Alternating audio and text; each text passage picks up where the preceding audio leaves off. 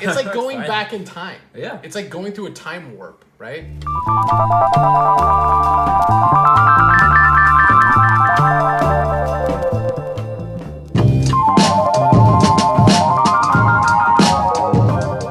Needless to say, we went to Joe Koch Warehouse, where it's not for the... Well, I guess it is for the heart of smelling. Not for the faint of lung. Yeah, it's an olfactory delight in there. Yes. And there is a kitty cat. Shouts out to Bruce. Shouts to Bruce. Right?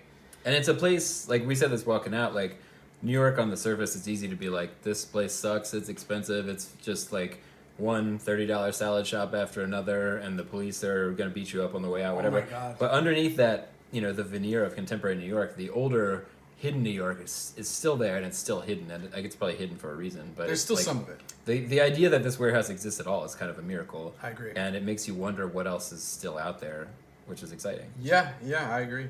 Yeah, and it's organized. It's way more organized than I was expecting, for sure. Yeah, it is. But you will still find things in extremely unexpected places. But yeah, I mean, let's dig into this stuff. So we just bought this and haven't looked at any of it really at all yet. This is just what we pulled out of the tombs at the Koch Warehouse. Yeah, so this is Critical Citadel, an anthology from 2000 and early 2000s somewhere. And the first thing I saw when we picked this up is like, look at that Pan's Labyrinth joint. Yeah, which I'm almost certain this was earlier. That's before, yeah. This is before Pan's I mean, look at these Labyrinth. Hotmail accounts. That's got to tell you something. Hotmail. Everyone's got a website and a Hotmail account. No social media. I love that. So Hotmail account like they're a European DJ. Yeah. Yeah, no copyright date on this. That's funny. Interesting. I'm guessing early 2000s. But we got, what are the names in here? Corinne Shadmi, John Vermillier, Nicholas Brutzman, Panyotis Terzis, who is, Terzis, I don't know how to say that name, but works at the Rizzo Lab right now. Very friendly, great artist, cool dude. Raymond Sohn, Eamon Espy, Matt Bernier. And I recognize the Vermillier cover. That's really the only artist in here other than Espy that I was familiar with at the time. But cool anthology. I mean, it's very dated. I feel like you can tell this is 2000s right off the bat just because of this kind of like, gridded Adobe stuff. Cool. But yeah, Vermillier's work is really cool. Who's do you ever read Ryan's like 4-color Apocalypse? Yes. Blog? Yeah. He did a review of one of my books once, and that was the first time I had never heard of John Vermillier before, but he was like, it has kind of like a Vermillier like sweaty quality, and now that I'm looking at this, I'm like, oh, I can see that. I see that dialogue, sure. But I thought that was a cool comparison because it was like something in the comics ether that I was unfamiliar with that maybe I did see at one point and internalize in some way. But yeah, just the way he draws these kind of like muscly figures and like the fleshy kind of grossness. This is like a waffle or something. I don't know. Yeah, it's the Breakfast Crew. Come on. They introduced themselves in the beginning. Are they rivals of the Breakfast Club? I don't know. Yeah, this does feel kind of dated to that time. I guess I would guess that this was that time if I'd never seen it before. Some of these sort of brushy. A lot of air on the pages. A lot of air on the pages. Ad man. Yeah, I don't really know what to say about this, but it looks real. Those pigs on the ground were weird. Mm-hmm. So we'll have to take a deeper dive into this. But this is cool. There's some cool stuff in here. Yeah, for sure. And I like Eamon Espy's work. This is neat. But yeah, this was buried in between like, I don't know, Batman Nightfall trade paperback and like Justice League thing or something. Like you just kind of have to. The tactics for this place are weird. Like if you're going in looking for something specific, I feel like maybe you'll be disappointed because you'll just be there forever. But things are, I think, vaguely alphabetized. Yeah, Eamon Espy stuff is really cool. Yeah, it is cool. But if you're down to spend like an hour and a half, like pulling out boxes and just seeing what happens, like you're I think it's a guarantee you're gonna find something interesting. Yeah, I put 2 hours on the meter, and we left with 10 minutes to spare. So, granted, we had to get some Nilla wafers. I was going to say that includes a cookie run ahead of time. I got some Nilla wafers for Joe. It's his favorite snack. But this is cool because this is a bunch of indie cartoons with a bunch of heavy hitter pull quotes on the back. Dave Cooper, Gary Pander, Dan Nadell, David Mazzucchelli, Matt Madden. Like, this book got some traction, apparently, whenever it came out. Which is neat for a kind of anthology of names that are maybe not still making comics. I don't know. Do these people still work? I know Pan's still making comics at the Riza Lab. This is a blank space for my comics knowledge. I wasn't really in the game or paying much attention at that point. But this is also an anthology I picked up. It kind of jumped out at me. I saw this cover and it reminded me a lot of those, like the Image 86, is that what it is, or 96 or whatever, when they did the books to look like old Marvel books. Oh yeah. And so when I saw this, I was like, what is this? So I picked it up and immediately we get Stan Lee and Steve Ditko. So this is a reprint anthology of stuff that was originally published in their different like horror compilations. So we get Ditko right off the bat, and I'm like flipping through and I'm like, okay, cool, Ditko. And I'm like, then we get Russ Heath. Oh, yeah. And I was like, hell yeah. I was like, okay, Russ Heath, cool. And I'm like, I'm still flipping. I'm like, this is pretty cool. It's a nice print quality for this kind of thing. And then this is what sold me on it right here. It's like, I'm pretty biased here. We have, Basil Wolverton's Island. I was like, there's just something in here for me. And like, origin story maybe? I don't know. We'll see. Pretty cool. And so I was like, they had this in a pack of 4. They had 1 through 4, and I didn't want to get all 4 because I didn't want to spend a ton of money. But they gave me this they gave us this for $, like actual just a couple bucks, which is cool. Speaking of money, like this whole stack right here, these things were $50. Yeah, this whole run. Even $50 even. So and like, with this thing costing $15, so the rest of this was $35. If you take this out, this was $35 worth of books here. Yeah. I mean, what a deal. Totally. And they have stuff in there. You can't even see the 2008 up here yet. They have stuff in there that's, they had a Bernie Wrightson book that was like $800. Like there's stuff in there that's labeled way off the mark. I saw some Kirby books that were like $300-$400 a piece, and so I was like, you can definitely go in there and get key issues if you want to spend dough. Yeah. But you can also dig around in the dusty boxes and find really cool gems. For sure. Everyone talks about Koch. I've been there maybe a handful of times, almost a half dozen maybe at this point. And every time you mention it now, they go, "Oh, are they closing? I heard they're closing." Everyone talks about it. That's been happening for the past 2 months. Everyone I talk to, "Oh, Koch is closing. Koch is closing." He's not. Are they trying to keep people from going? Do you think it's like a weird scene gatekeeping thing where they're like, they're gonna be closed, so you might as well not go? They're closed. Don't go. I was surprised at how not picked over it was. Like I assume that some kind of a resource like this, you would go into it, and I had kind of assumed that the boxes would all be half empty because it's like. It's like hearing about a record shop that's got the best shit or something. Like, everyone's going to flock to it. Like, I was surprised at how incredibly well-stocked this place is, even though it's this legendary, like, hunting place. I think part of it is that they have just so much stuff. There's so much fucking so much stuff. It's insane. So Gerber and Valmeric. What is this magazine? Eclipse? This is Eclipse. What do we know about Eclipse magazine? I don't know much. There's a Kaz strip in here. Oh, that's weird. There's just a lot of Gene Colan. Is this English? No, Staten Island. Huh. I mean, this is what draw you to this, right? Yeah. The collage stuff. Like, the wild. Like, how many screen tones is this? Like, 10? That's a lot. And they're all like, they're like interacting with each other. Yeah, they're moray. Yeah, moray. They're probably moray on screen, too. Mm-hmm. Coyote. Cool. Great body hair. I mean, we've seen comics from Eclipse, right? This is just Eclipse's magazine, so. Oh, sure. Yeah. I actually didn't put those two things together. Yeah, it's Eclipse, but it's cool that they're doing this like anthology magazine. I think I love spending the most time when I'm at Koch in the magazine section. Same. Because there's just stuff I've never heard of. Like, we found a magazine, 4-Color magazine. Like, what is that, 4-Color magazine? Yeah, and it's a safe bet too. Like, if you 1980. If you pick up some random, I didn't know Kaz went back that far actually. If you pick up a random single issue from someone here or there and it's not any good, I don't know. There's more return on your like attention. I don't want to say money investment, but like your like attention investment in something like this, which is like if you pick up some random anthology, there's gonna be something in there worth checking out. Yeah. Whoa, this is cool. This is weird. Yeah. Very cool. And so we get a nice little sampling here of a bunch of different artists. And this is 1981. We get a little ad from Bob Layton. Yeah. The sorcerer is coming. Pray he's not coming for you. What if he does fun magic? I want him to. I know. A sorcerer? That's a great name for a character. Free t-shirt. They did have some weird t-shirts in there too, which I almost grabbed, but I didn't.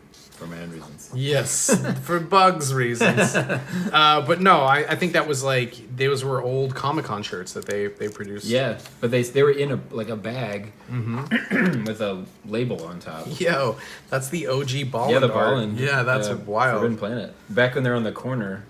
Or no, this is 12th Street. 12th Street? Didn't they used to be on the corner of 14th Street? Like Broadway right on at the corner? 12th. This might be another. No, they were on the corner of 12th. When it was 2 levels? Yes. Okay. Steve Gerber and Val Mayrick. That's interesting. This looks great. This does look really cool. Look at that living room is disgusting. So gross. It looks like Joe Cosperos.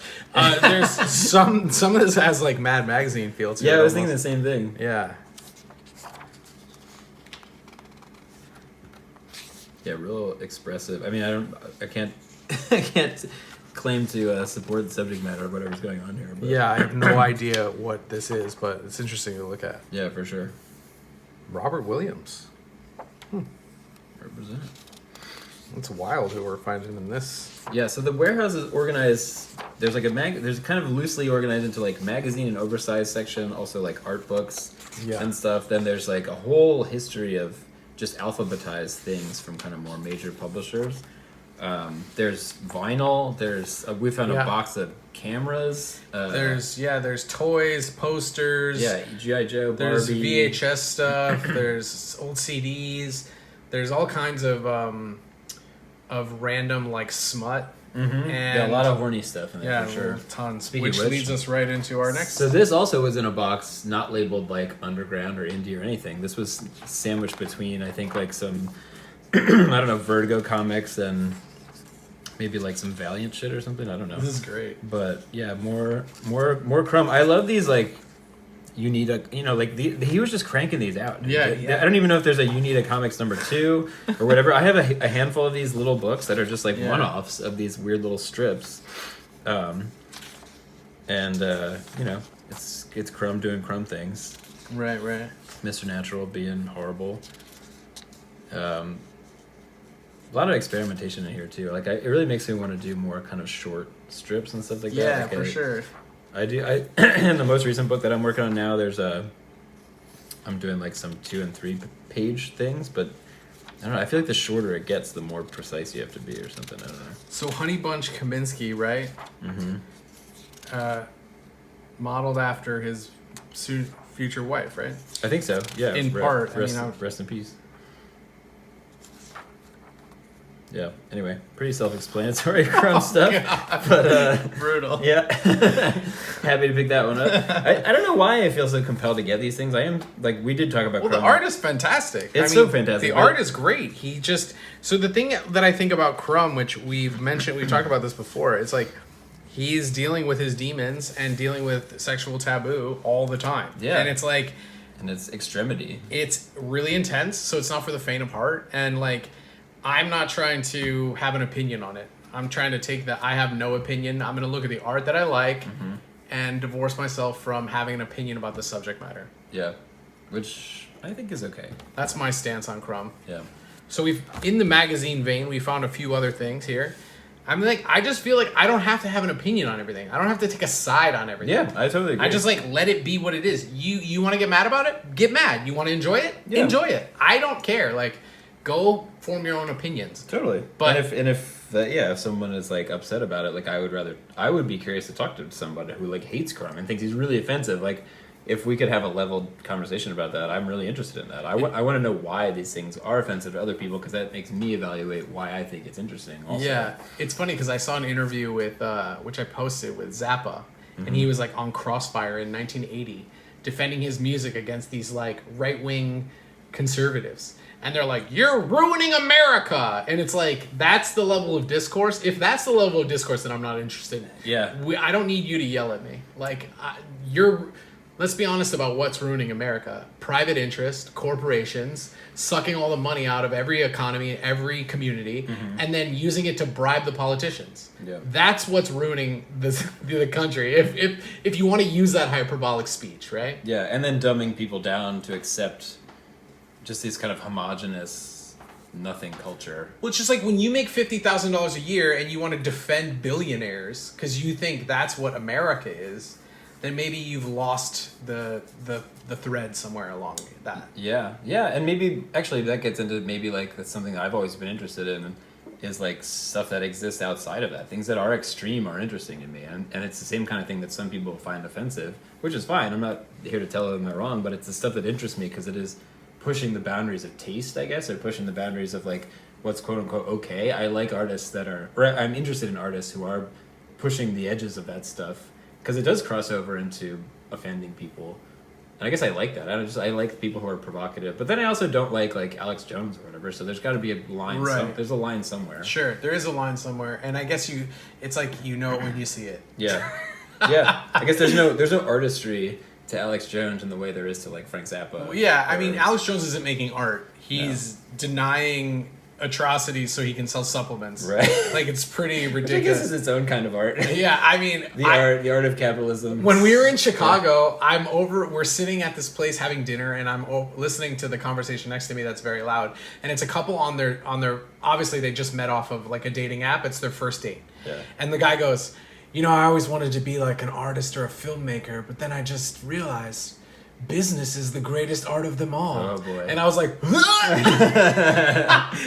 the art of the deal, baby. I'm laughing so hard, like, worst deal ever. That's great. Wait, is that the same Frank Zappa interview where they ask him what he thinks the worst song ever is, or the worst song is? It was just a clip. I posted it to my stories. Yeah, I saw it. It might have been the same interview, but someone asked Frank Zappa, like, well, what do you think is the most offensive song? Like, if you don't think your music is offensive, what do you think is offensive? And he says immediately, without skipping a beat, he says, "We Are the World." Wow, yeah, right. Because that's a nothing song. Non-feel-goodery, like bullshit, pandering, nonsense. Yeah, it's like the equivalent of a painting of a man sitting on a park bench feeding pigeons. Yeah, I guess. Like it doesn't say anything. Yeah, it's meant to make you feel good without doing anything. Right, exactly.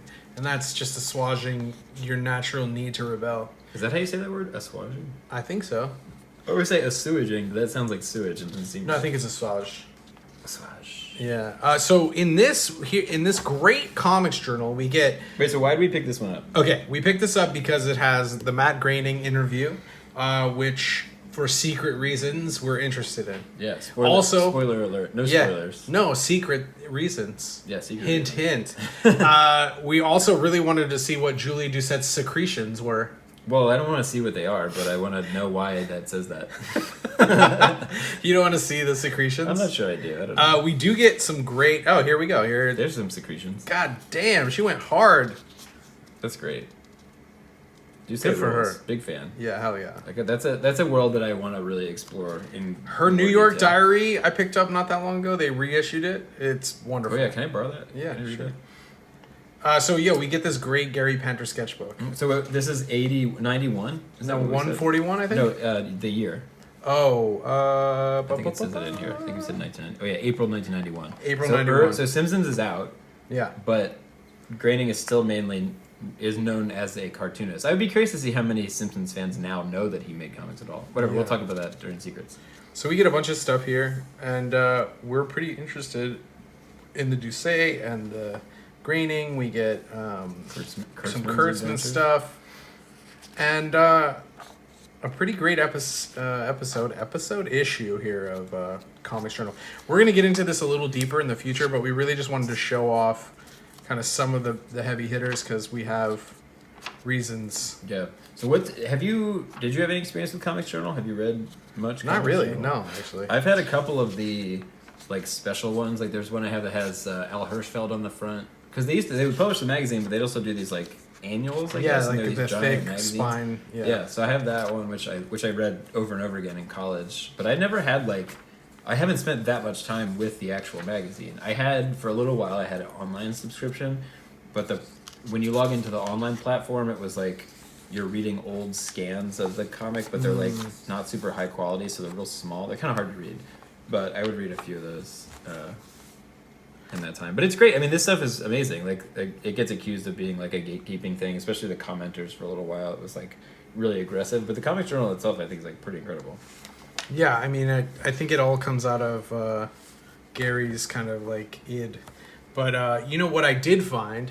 My dad has a fantastic fanzine with a Jim Starlin cover, and it's all like It's like mimeographed print, typewriter pages. Cool. And it's written and edited by Gary Groth. It was like his first ever magazine, so we should get that on the channel. Yeah. Let's look at these 2000 ADs. Take us through these. Yeah, so while we were there, I saw some Judge Dredd shit, and I was like, you know, I don't fuck with cops, but I am interested in Judge Dredd a little bit. I guess because it's satirical, but I've never really read any of it.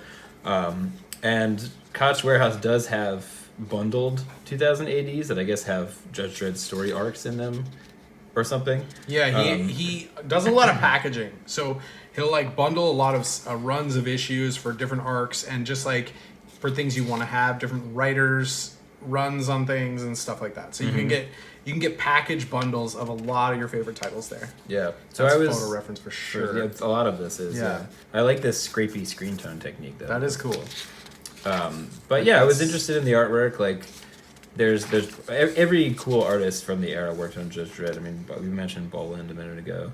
Yeah. And the styles run the gamut. But there's also other stuff in this 2000 AD magazines, and I was kind of more interested in this. We got some Jamie Hewlett over here. Yeah, it's cool to see the old Hewlett. I love the magazine format, the big pages. I love the newsprint. I mean, it's beautiful. And you know, there are some smells in the warehouse, and one of them is newsprint. The others are less appealing. Yeah. Well, there's a cat. We'll just leave it at that. There's a cat, yeah. This rules. I love the print quality on this because I think it's like digital coloring but printed CMYK still, maybe. You think it's digital? I mean, it looks kind of, or maybe it's markers or something. It has that kind of soft, like, I don't know. There's something odd about the print quality on it. I would imagine it's markers before it's digital. I think this is pre-digital. Actually, you're probably right. Yeah. But this style really appeals to me way more than that. It also could be the Doc Martin dyes. You know those like ones in the little Dr. vials. P.H. Martin. Yeah, Dr. P.H. Martin. Is that the same he just makes art supplies and boots? What a G. Yeah. Oh yeah, look at that shit. That rules. Strontium dog. What the hell is that? Like the name vaguely rings a bell, but I don't know it. It's awesome. Great stuff. Love it. Is that ball? Judge Onion. Ball? No. It's supposed to be an onion. It doesn't look like balls. I mean, come on. It's balls. Patrolling a casserole. Yeah, the other fun stuff about this is you get these old magazine. I thought that was a letters column. Never mind. Sometimes you get letters column and you see this is cool. This reminds me of... It's like Island. Yeah, it does kind of remind me of that animal montage that I did. Yeah. Straight from the hip. Sweet. Look at that art. That nose. I mean, fantastic nose. Yeah, this is like his eyebrows. Wait, go back for a sec. His eyebrows and nose are like an Amazon box. It's like an Amazon logo. But yeah, I mean, this is just again, it's a Koch Warehouse, a great place to be like, oh, I'm interested in this sort of. So cool. So you can buy this for $1 and investigate it. Helios Part 5. And then if you're into it, either go back or track them down on eBay. Yeah, this photo reference stuff I don't really like that much. This is like someone who likes to ink, but they don't like to draw.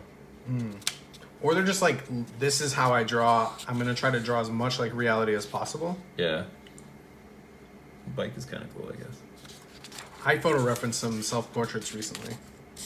I think we've talked about this before. Like, I'm not anti. Yeah. In the general I think sense. you have to use it well. Yeah, but when it really jumps off the page as being really obvious, it takes me out of whatever's going on. I think I might use it as like a narrator introduction and not as part of the story, which I think might work. And I'm going to try it and see. Yeah.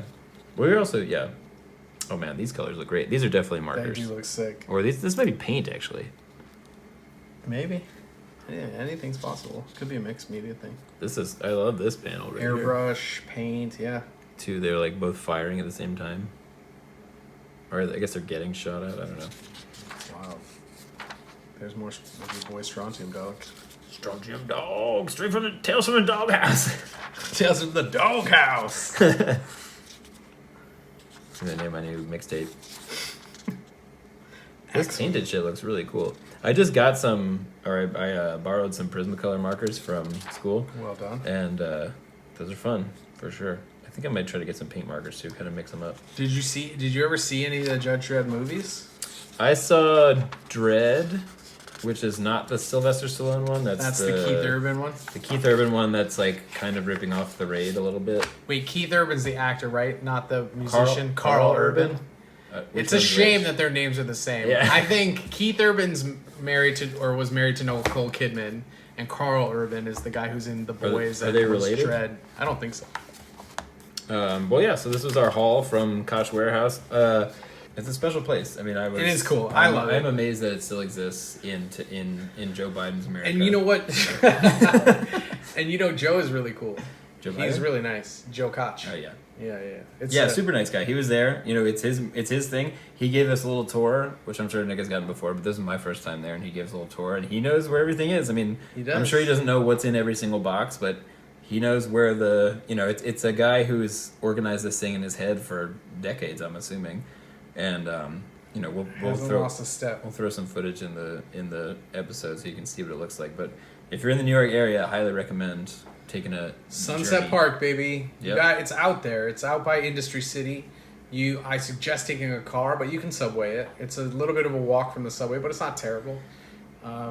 Sunset Park is an interesting place. It certainly is. It's like the Great White Wave has washed over New York, and it's receding. The cool, interesting shit is receding quickly. And it's receded all the way to Sunset Park. Yeah. So, And then the industry cities over there, you can go to Mile High Comics too. Or not, St. Mark's Comics. Sorry, while you're at it. I've never had a good experience over there at St. Mark's Comics. At that one or at any of them? Well, that one. Yeah. I went to the other one when it was on St. Mark's a couple I did times, too. which was just whatever. I walked in, dug through some boxes, and left. But yeah, whatever. Anyway, I guess I always kind of liked them because that was, I think, maybe the first shop that ever carried my book. oh One of really? My books, yeah, Hell yeah. the one on St. Mark's. He got it, and then like Was it the Miners? no, it was the Furlough book I did about the Civil War Oh, cool. reenactor mystery thing. Mm-hmm. He bought like 3 copies, and then I think like 5 months later the store closed. Oh, well, you got in there in the sliding door. So now they're floating around in some Koch warehouse, That's right. waiting yeah. to be discovered in like Minnesota or by something. you, Yeah, dear go, fans. Go find them. All right, well, I'm good if you are. Yeah, let's wrap it up. All right, later, y'all. Toodles. Thanks for coming out.